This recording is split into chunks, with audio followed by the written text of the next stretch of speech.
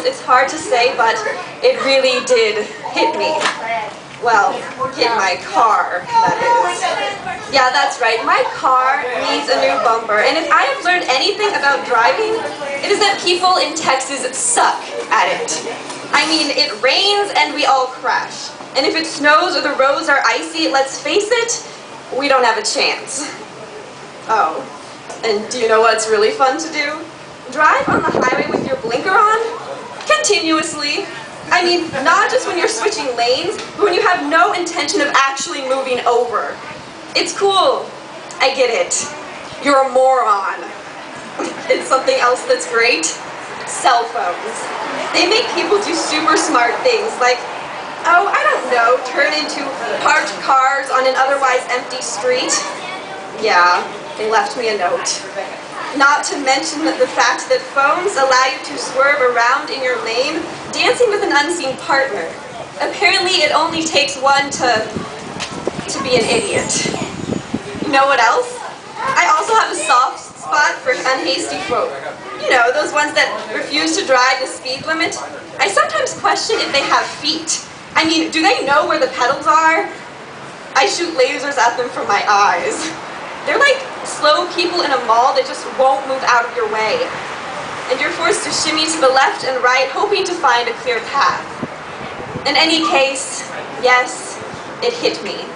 And by it, I'm speaking not only of my accident caused by a 16-year-old girl confused about which pedal was the brake, but of the fact that no one knows how to drive anymore. So I have decided I'm going to be safe and just walk.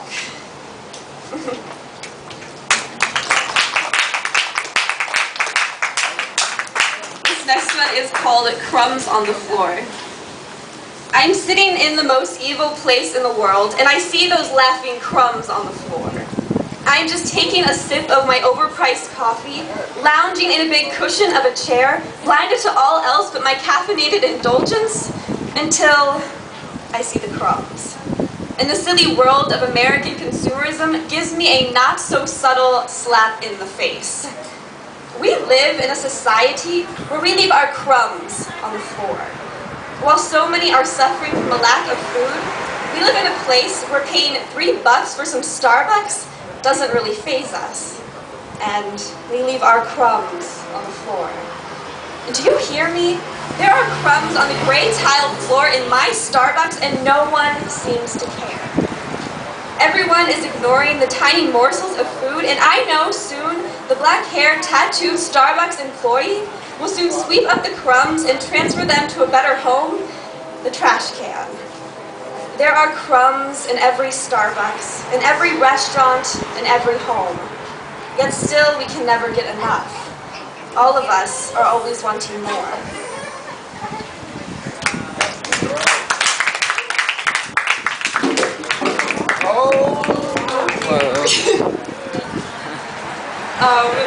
This one is called Monday.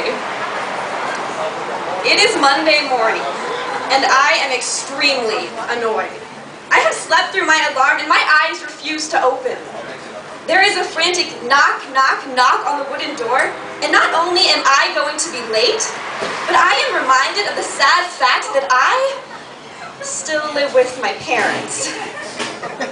Shannon, it's time to get up, my mother reminds me through the door. As if this is something I didn't already know. I coax myself from under the cocoon of blankets I use to protect my dreams during the night. I become a robot. My morning routine is mechanical and ingrained from so much practice. I get dressed, eat, and brush my teeth in record time. I am quite the efficient machine once I plug into life. But still, I am told off by my dad in the hall, and he yells that I need to leave now. Right now, this second, not a moment to lose. Hit the road, Jack, I must leave now. Now, now, as if my tardiness will upset the balance of the great cosmic powers of the universe. And they wonder why I'm in a bad mood sometimes. And they question my lack of enthusiasm. And they don't realize that I am not myself anymore. I am a machine, imperfectly programmed to follow orders, to not question, to not speak. It is raining on Monday morning, and I know the weather is mocking me. It is raining on Monday morning, and I should have stayed in bed.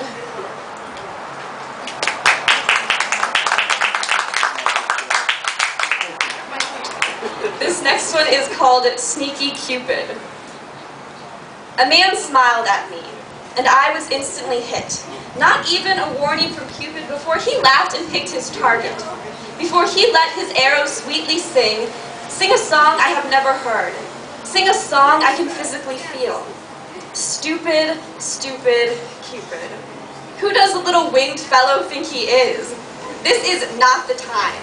This is not the place for me to consider, for me to be falling in. Lilies are blooming in the winter. At least, that is what I see now. My sun always shines despite the weather outside. Stupid, stupid Cupid. Go flutter your wings elsewhere. I have a plan. I have a timeline. I am an independent machine, and nowhere is there room for any life changes for me at this point. My road is set for the next 2 years. No singular smile can interfere with my schedule, with my inflexible plan. Stupid, stupid Cupid. Letting this man talk to me, letting this man listen to me, letting this man go so far as to like me. He likes me. That's it, nothing more, no way. I must follow the plan. Always so strict, always so sure, always right, that stupid, stupid Cupid. Wait, could this really be happening? Could this actually be true? My plan is meaningless. My schedule shattered, but in a good way. A man smiled at me, and though I fought against it, and though I wouldn't believe it, I have found that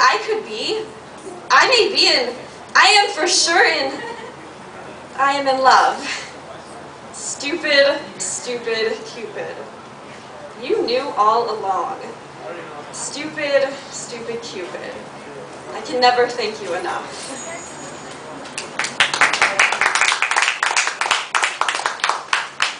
And I have one more. This one I wrote a couple years ago, right when I was graduating high school.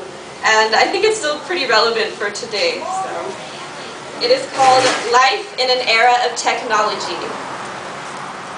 This is my little rant about society to let you understand what we've become. We're a generation of iPods, of cell phones, of easy money with no work. We are lazy, expectant of praise, deserving of nothing. We want it all but refuse to work to get it. We buy designer bags worth a dime when people are starving. Individuals cake on makeup and mascara while the rest of us wonder, what exactly are you hiding? We are a generation of Hollister and like to fit in with the crowd. We don't have the courage to stand out.